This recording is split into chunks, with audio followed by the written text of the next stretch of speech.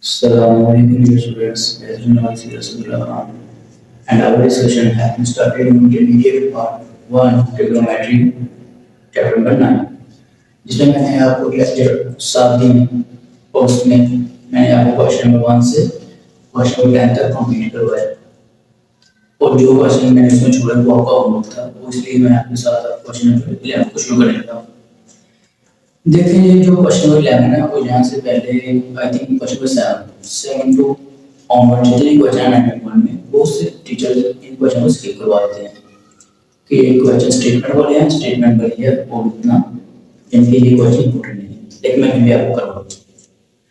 देखिए यहाँ पर बताया गया है a pendulum of clock is 20 centimeter long. A pendulum of clock is 20 centimeter long and it swings through an angle of 20 degree. ठीक है, यानी कि मैं लेंथ दी गई है लॉन्ग 20 सेंटीमीटर लॉन्ग और एंगल दिया गया 20 डिग्री का। How far does the tip of the pendulum move in 1 second? यानी कि ये भी मेरी लेंथ ही है ये, ठीक है। अब पेंडुलम बना लेते हैं हम छोटा सा एक ब्लॉक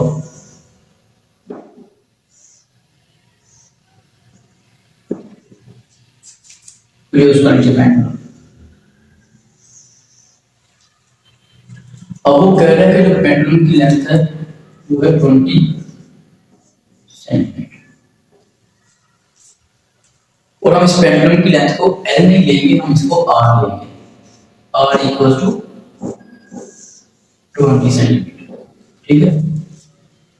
जैसा कि हमारे पास R ये है तो हम इसी तरह गिवन डेटा लिख लेते हैं।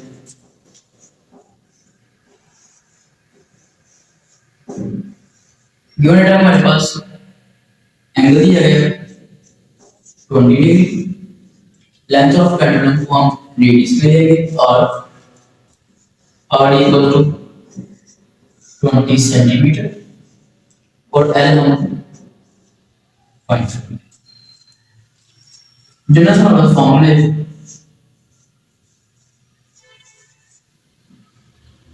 L equal to R theta.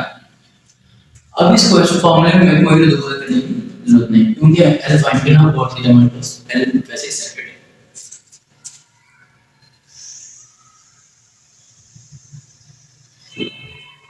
जैसा कि आप जानते हैं कि थीटा दिया गया है यहाँ पर डिग्री में, हम इसे रेडियन में चेंज करते हैं। ये जो स्टेप है ये आपको क्वेश्चन के अंदर ही करना पड़ेगा, इसलिए आप उसके नंबर कंप्लीट करेंगे।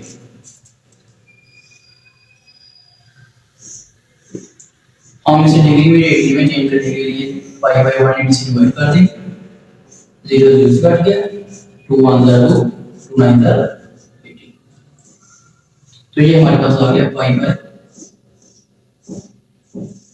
9 जब ये हमारे पास पाई बाय 9 थीटा आ गया तो हम इसे सॉल्व कर लेते हैं फॉर्मूले में L equal to R theta. L हमारे पास है जो फाइंड करना है और R की वैल्यू हमारे पास है 20 centimetre multiply by pi by 9। पाई की वैल्यू हम काट लेते हैं 3.14 ओवर 9। अब इसे मल्टीप्लाई करते हैं 20 multiply by 3.14 L equals to 62.8 over 9।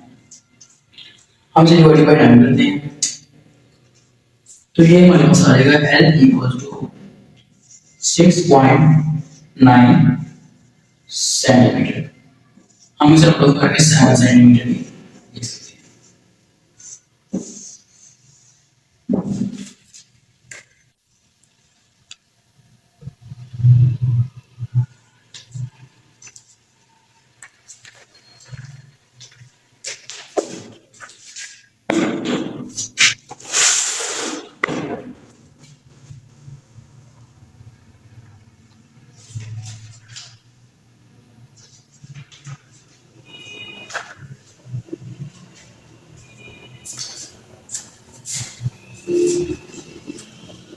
12.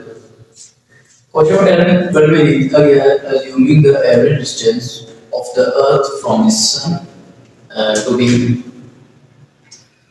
148 multiplied by 10 to the power 6 kilometre. ये kilometre average distance.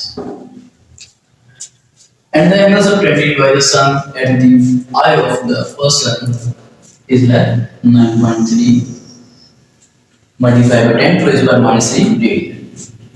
Find the diameter of sun.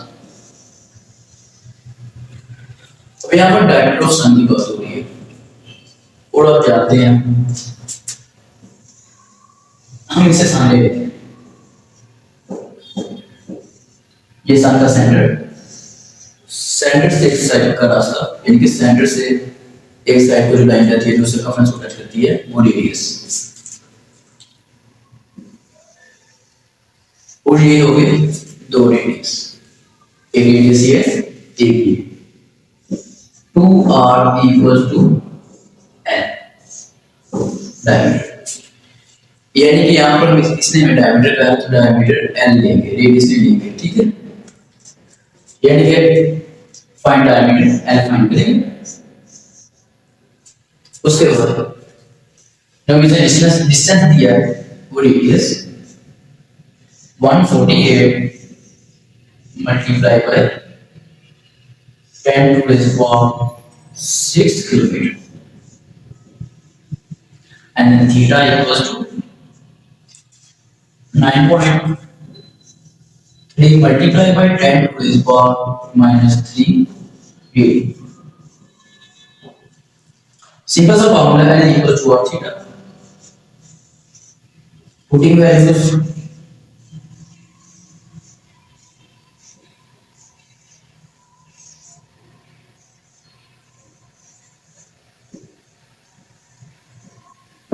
Values put करते हैं इस फॉर्मूले में L इक्वल्स टू R हमारे पास है 148 multiply by 10 to the power 6 multiply by 9.3 multiply by 10 to the power minus 3 यहाँ हम लिख लेते हैं L equals to 148 multiplied by 9.3 multiplied by 10 to the power 6 multiplied by 10 to the power minus 3 multiply में हम जगह को चेंज भी कर सकते हैं इसमें कोई इशू नहीं। L equals to अब देखें 148 multiplied by 9.3 148 multiplied by 9.3 तो ये हमारे पास आ रहा है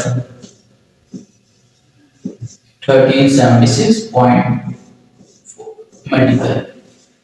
अब ये मैथ्स का रूल है कि अगर बेसिस सेम हो और उनका रेशियो हो मल्टीप्लाई का ठीक है तो पावर्स ऐड होती हैं।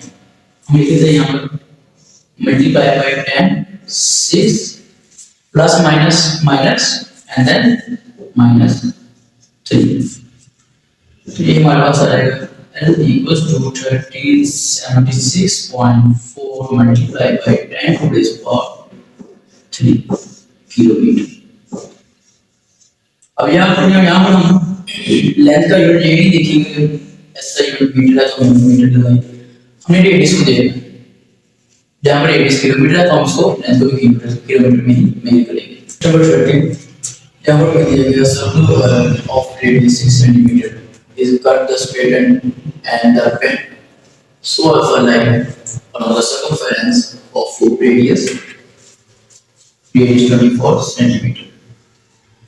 Find the major angle which is certainly at the center of O यानी कि find the major angle। अब ये जो हमें 6 सेंटीमीटर रेडियस दिया गया है इसमें देखें क्या है कि एक सर्कुलर वायर है जो सीधी है उसको बेंड किया गया है along the circumference यानी कि ये L equals to 2 pi r यहाँ पर ये फॉर्मूला है, सर्कमफ्रेंस का फॉर्मूला था 2 पाई आर, तो सर्कल का पाई आर स्क्वायर, इसलिए ये फॉर्मूला लगेगा। तो यहाँ से हम एल स्क्वायर करेंगे इक्वल टू पाई और आठ के 6 एल इक्वल टू 12 पाई, ये हमारे पास एल निकल आया। इसके बाद जो हमें रेडियस दिया गया है वो रेडियस है हमारे पास 24 सेंटीमीटर और थीटा हमें फाइंड करना है। इसके लिए हम फार्मूला लगाते हैं equal to R theta, R को दो साइड में डिवाइड किया, theta equal to L over R आ गया, वैल्यू पुट की, एल हमारे पास है 12 pi over 24, 12 1 12, 12 2 24, and then theta हमारे पास आ जाएगा पाई बाय 2 रेडियन। तो स्टूडेंट आज का काम खत्म होता है। इसके साथ अगर वीडियो अच्छी लगी तो इस वीडियो को लाइक करें और मेरे चैनल को सब्सक्राइब करें।